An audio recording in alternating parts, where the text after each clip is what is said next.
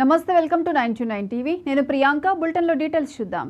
రంగారెడ్డి జిల్లా పెద్దాంబర్పేట్ మున్సిపాలిటీ పరిధిలోని కుంట్లూరు గ్రామం సర్వే నెంబర్ 24లో దాదాపు 100 కోట్లు విలువ చేసే 2 ఎకరాల భూమి కబ్జాకు గురైందని ఆరోపించారు కాంగ్రెస్ నేతలు.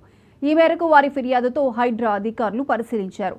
కబ్జాకు గురైందని తెలిసిన భూమిలో హైడ్రా, రెవెన్యూ అధికారులు సర్వే నిర్వహించారు.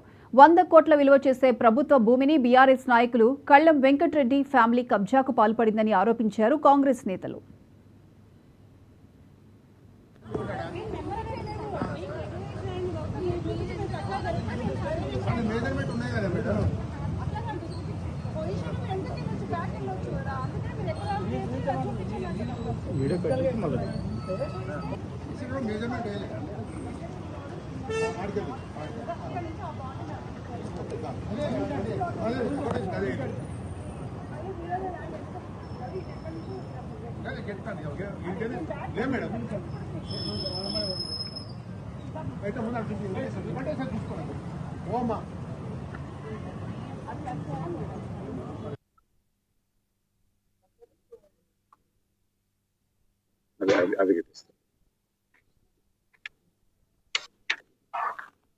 పక్కకు సన్ రైజ్ బిల్డింగ్ 340 గజాలు కట్టిరు. మధ్యాహ్నం ఇది ఉంది, మధ్యాహ్నం మళ్ళీ ఒక 400 గజాలు.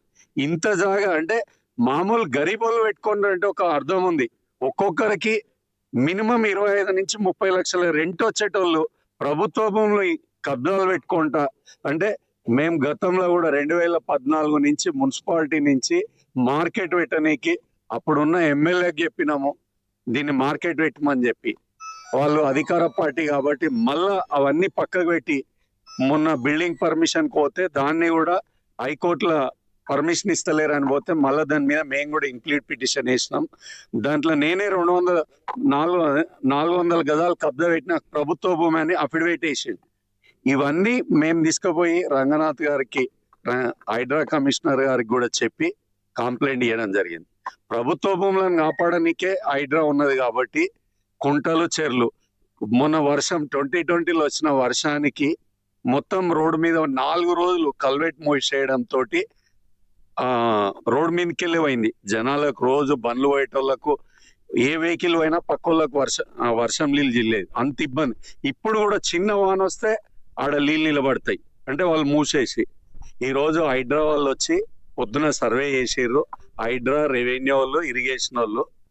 అది కాకపోతే ఇంకా సర్వే రిపోర్టు ఏమొచ్చిందో ఇంకేం క్లారిటీ లేదు. పొద్దున వచ్చిర్రు, చూసుకోండ్రు. ఆడికెళ్ళి ఒక 2 గంటలు అక్కడనే ఉన్నాము. ఆ తర్వాత మేము మీ ద్వారా, మీడియా ద్వారా కోరుకునేది ఏంటంటే 2 ఎకరాల జాగా 100 కోట్లు అంటే గజం 1,00,000 రూపాయలు పోతుంది అక్కడ. ఆ 100 కోట్ల ప్రాపర్టీని ప్రభుత్వానికైనా గరీబులకన్నా డబుల్ బెడ్రూములు